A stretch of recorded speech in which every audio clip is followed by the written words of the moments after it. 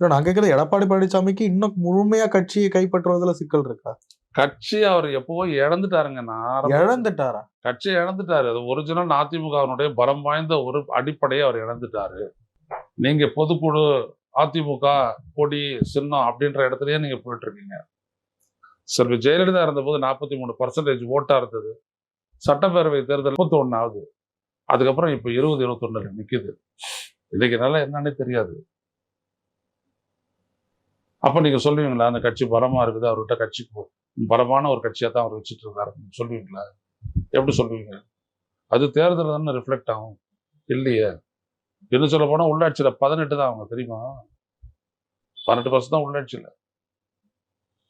So எடப்பாடியினுடைய sailing வந்துட்டு அவ்வளவு ஒன்றும் ஸ்மூத்தா எங்க போச்சு அந்த பேஸ்? அவர் பண்ணதே என்னன்னா, தவறு பண்ணதே என்ன அப்படின்னா, கட்சியினுடைய அமைச்சர் சதைக்கே விட்டுருக்க கூடாது. அதாவது சசிகலாவையோ இல்ல ஓபிஎஸ்ஐயோ நீங்க வந்துட்டு நிராகரிச்சிருக்க கூடாது. அவங்கள வச்சிருந்திருக்கணும். வச்சுக்கிட்டு அரசியல் பண்ணியிருந்தாரா இன்னைக்கு அவர் பவர்ஃபுல்லா